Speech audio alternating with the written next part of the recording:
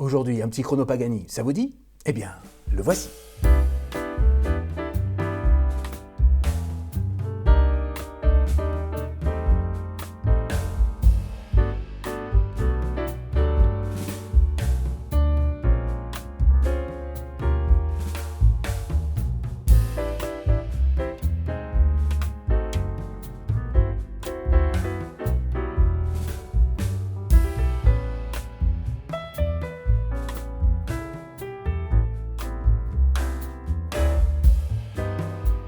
Chers amis, bonjour et bienvenue sur la chaîne. Alors oui, j'ai changé de look, mais ne vous inquiétez pas, c'est bien moi.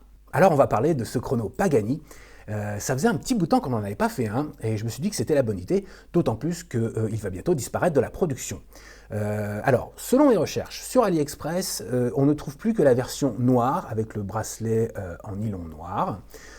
Toutes les autres versions ne sont plus disponibles. Donc autant vous dire que ça sent clairement la fin de stock, et comme il n'y a pas de version 2 annoncée, eh bien je crains que ce modèle va bientôt disparaître du catalogue. Peut-être sera-t-il remplacé un jour, mais pour l'instant, on en est là.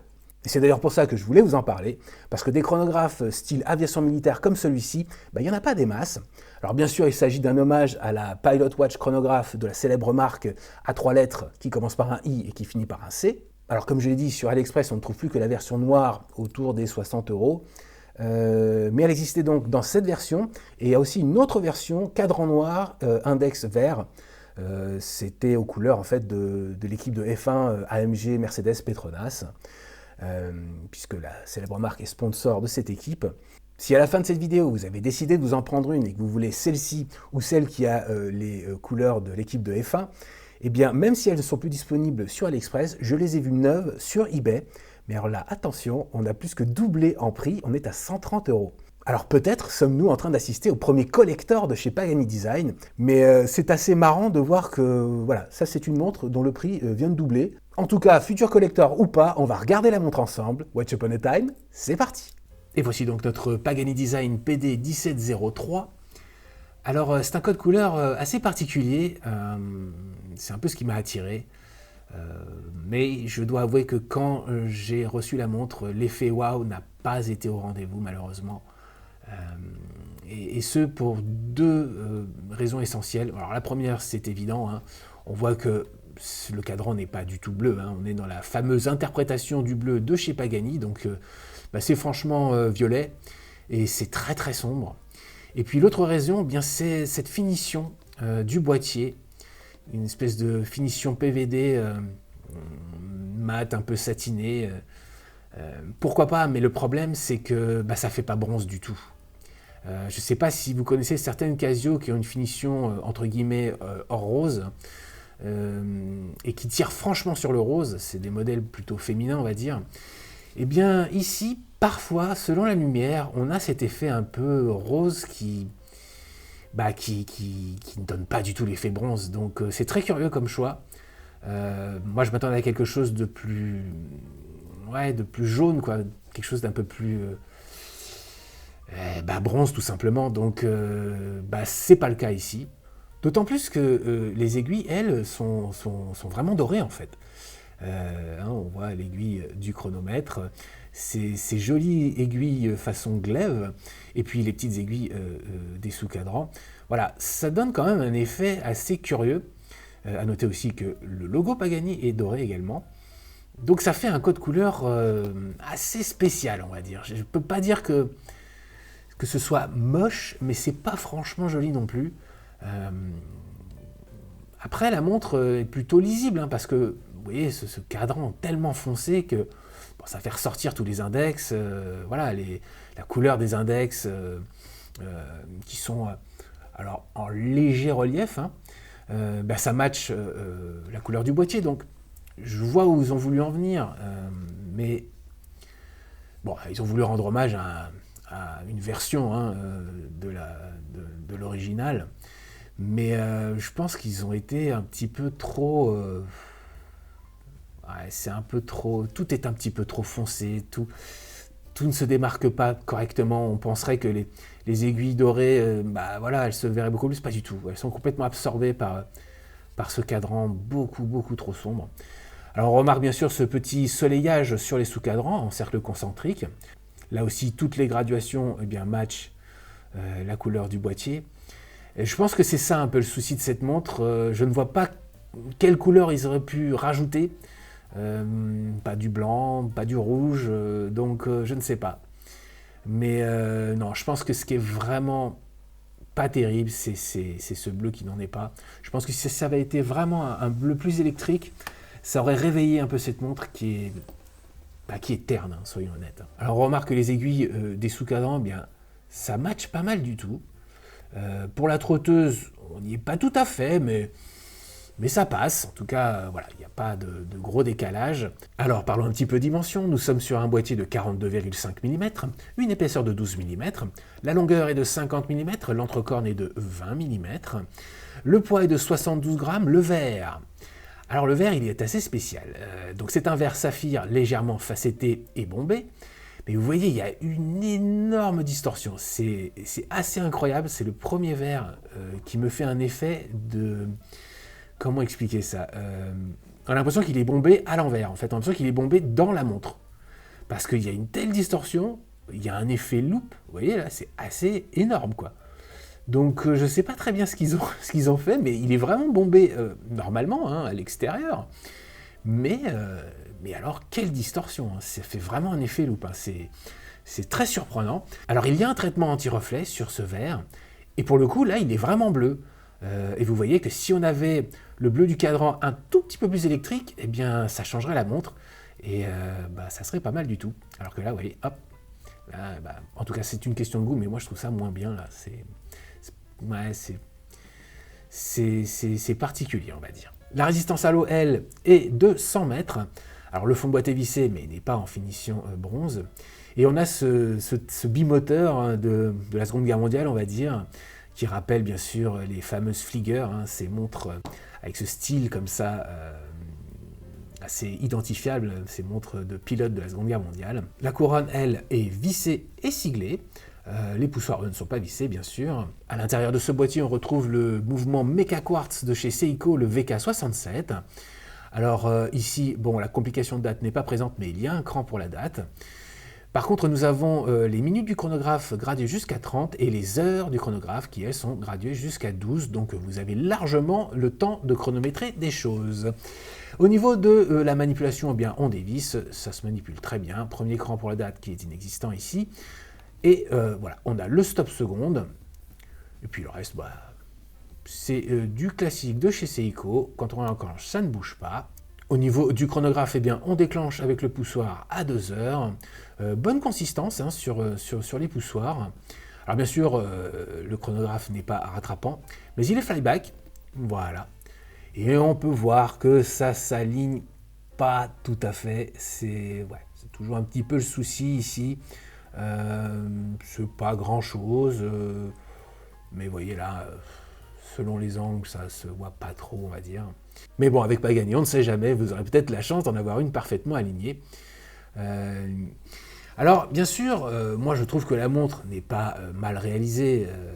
Je pense juste que c'est ce code couleur, cette finition, ce vert qui est un peu curieux, qui, à mon avis, il y a trop de distorsion pour le coup. Moi j'aime bien, mais là ça fait vraiment trop effet loupe. C'est peut-être pas le meilleur choix. Je ne sais pas pourquoi ils ont choisi ce type de verre.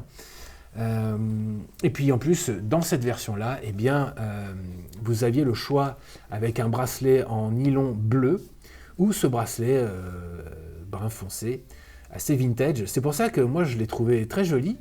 Donc j'ai pris cette version-là, mais j'aurais pas dû en fait, parce que voilà, grosse erreur, grosse erreur, la boucle n'est pas bronze, alors que sur le bracelet en nylon bleu, elle l'est.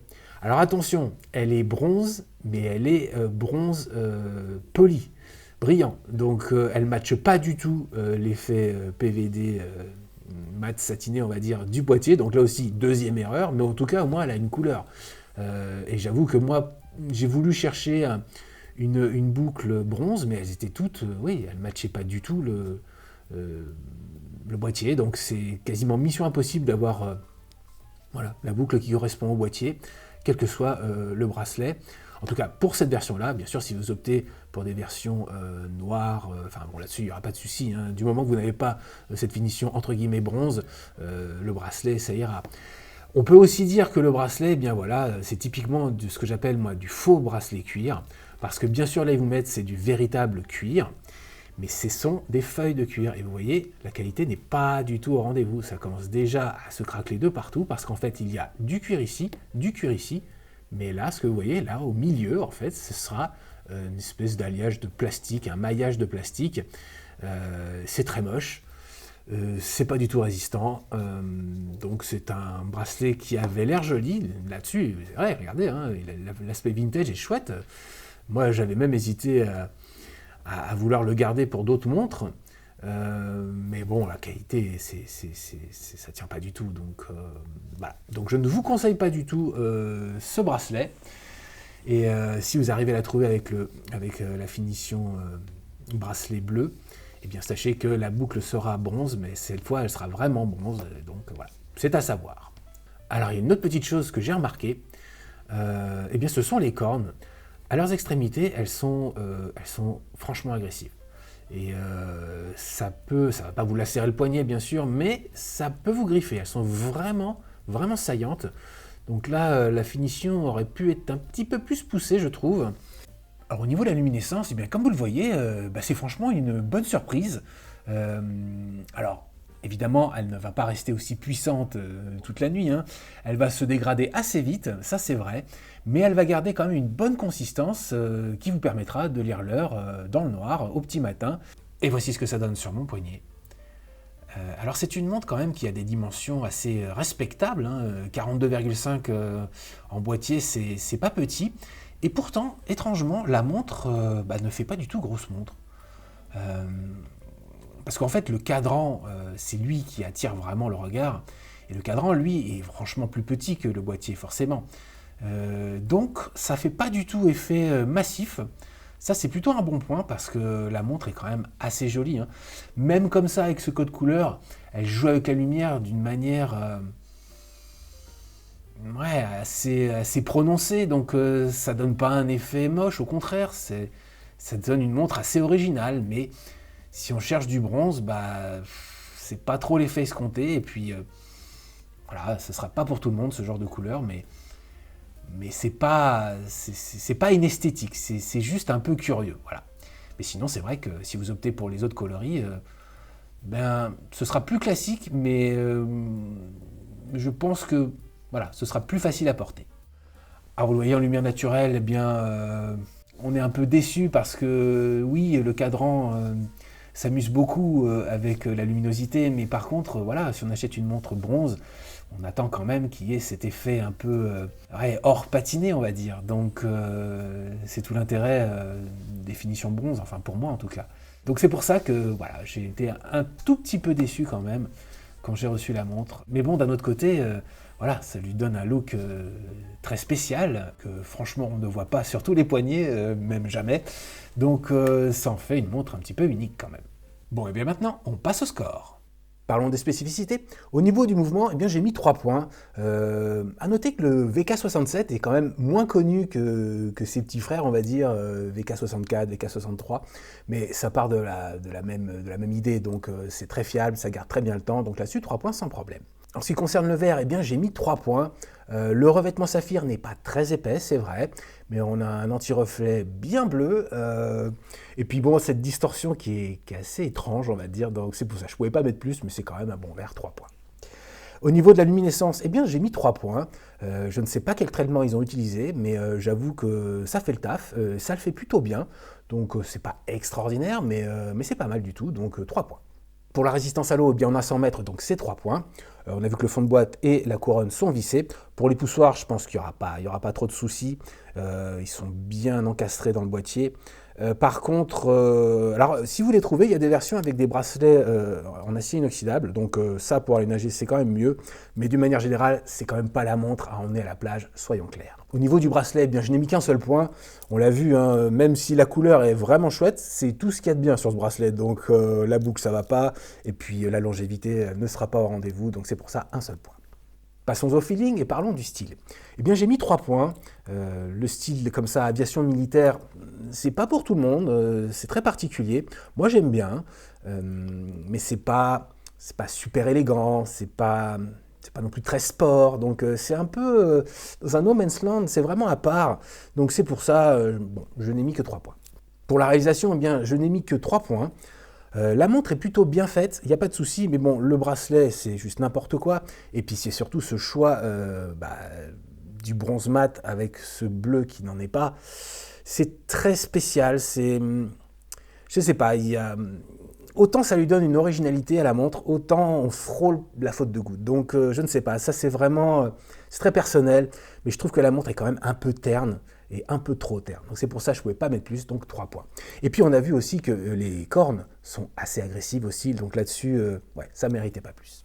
En ce qui concerne le confort, eh bien là aussi j'ai mis 3 points.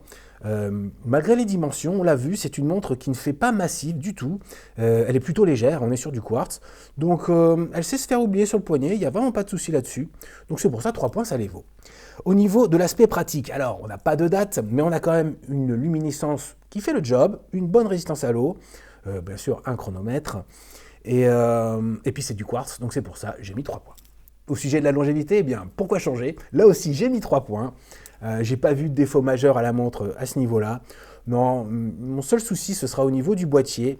Même si le traitement PVD a l'air quand même assez épais, hein, plutôt de qualité, moi j'ai quelques toutes petites rayures, donc ça a l'air de bien résister dans le temps. Elle ne se voit absolument pas. Par contre, si vous avez des grosses marques, là, un traitement PVD complet, ça va vous coûter un petit billet, et je ne sais pas si la montre vaut le coup.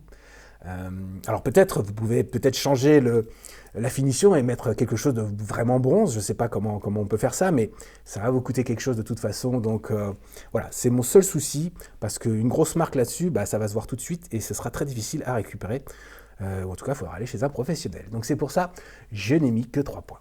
Catégorie daily, eh bien je n'ai mis qu'un seul point. On l'a vu, c'est vraiment un style très à part. Voilà, même les vêtements, tout ne va pas avec. C'est vraiment spécial, donc c'est pour ça, pour tous les jours, je ne pense pas que ce soit la montre idéale, donc c'est pour ça que je n'ai mis qu'un seul point. Au niveau du week-end, eh bien j'ai mis 4 points. Je n'ai pas mis 5 parce que, évidemment, ce n'est pas la plus élégante. C'est quand même un style très décalé, donc bon, c'est possible, hein, mais voilà, faut assumer. Et puis, comme je vous dis, elle est quand même assez terne, donc c'est pas très chic, hein. Par contre, on va pouvoir faire beaucoup de choses avec, là-dessus il n'y a pas de problème, et puis surtout si on la porte les week-ends, eh bien, on aura moins de chances de faire des dégâts sur le boîtier, donc c'est pour ça 4 points. On passe maintenant au point décisif avec le fameux Money Time où tous les points sont multipliés par 2. Alors le contrôle qualité, bon, j'ai mis 3 points, je ne vais pas me répéter, c'est tellement aléatoire chez Pagani que je mets toujours 3 points. Pour la valeur d'achat, eh bien là aussi j'ai mis 3 points. Si vous optez pour la version noire plus classique, plus facile à porter, eh bien je l'ai même vu à 54 €. Par contre, si vous cherchez d'autres coloris et que vous allez sur eBay, alors est-ce que la montre vaut 130 €? Franchement pas, non. Je pense que, ou alors il faut vraiment être fan voilà, de ce coloris ou du style de la montre, enfin bref, allez voir. Mais 130 € ça fait cher, surtout quand on sait que voilà, le contrôle qualité laisse franchement à désirer, donc si vous avez de la chance, ça sera super, si vous n'avez pas de chance, vous allez juste la renvoyer, donc voilà. Mais 130 € pour une montre comme ça, moi, je ne les mettrai pas, franchement. Au niveau de la marque, eh bien, avec Pagani, je mets toujours 3 points. Et catégorie coup de cœur, eh bien là aussi, j'ai mis 3 points, pas plus, pour toutes les raisons qu'on a évoquées. Vraiment, cette version-là, c'est assez unique, on va dire. Donc, ça a un bon potentiel coup de cœur, mais bon, pas plus. Et le score final est de 57 points. Voilà, donc c'est un score tout à fait honorable, ça reflète bien la montre. Je sais que parmi vous, il y a des gens qui adorent ce style d'aviation militaire. J'avoue que c'est assez chouette quand même. Mais bon, avec Pagani Design, il y a toujours des petites choses qui laissent à désirer, malheureusement. Mais c'est un petit peu dommage, ouais, qu'elles disparaissent du catalogue. Normalement, chez Pagani, ils ont toujours des versions 2, 3, 4, enfin bref, ils continuent. Alors ça prouve peut-être qu'ils n'en ont pas vendu beaucoup. Donc, est-ce un futur collector? L'avenir nous le dira. Voilà, c'est tout pour ce chrono Pagani. J'espère que ça vous a plu. N'hésitez pas à vous abonner, bien sûr. Alors, c'est assez marrant parce que, voilà, en général, on n'achète pas une Pagani Design pour faire un investissement, hein. Ce sont des montres qui ne prennent pas de valeur. Eh bien, peut-être que celle-ci va nous faire mentir. On verra bien. Mais en tout cas, moi, je la garde. Alors pas de panique, hein, si vous n'arrivez plus à trouver le modèle de chez Pagani Design disponible sur le marché. Alors sachez que chez Militado et chez une marque dont le nom est imprononçable, c'est rue Hollande, H rue Hollande, ils ont réalisé le même hommage, sauf qu'ils ont rajouté le jour et la date, donc ça fait une petite complication en plus sympathique, et les prix sont autour des 100 €. Donc si c'est vraiment ce style de montre que vous voulez, ben, je vous invite à vous rapprocher de ces marques. Quant à moi, bien sûr, je vous dis à la semaine prochaine, et d'ici là, en attendant, n'oubliez pas, prenez du bon temps. See you next time. So much upon a time.